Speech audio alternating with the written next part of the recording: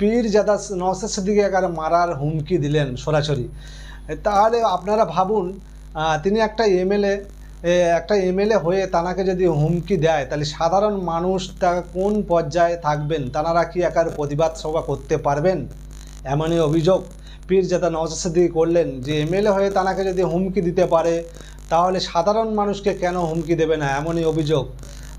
আপনারা অবশ্যই কমেন্ট করে মতামত জানাবেন যে পীরজাদা নওশাদ সিদ্দিকী যে কাজটা করছেন সে ভালোর কাজ খারাপের কাজ, আপনারা অবশ্যই কমেন্ট করে জানাবেন।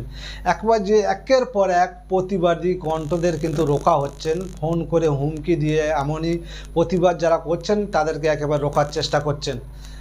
একেবারে সেই বাংলায় এমন একটা পরিস্থিতি পড়ে গেছেন বাংলায় যে কোনো প্রতিবাদ করা যাবে না, এমনই অভিযোগ। একেবারে ফোন করে সরাসরি হুমকি। আপনারা সেই চিত্র, আপনাদের সেই ভিডিও তুলে ধরার চেষ্টা করব। পীরজাদা নওশাদ সিদ্দিকী তিনি কী বলছেন আপনারা শোনাবার চেষ্টা করব।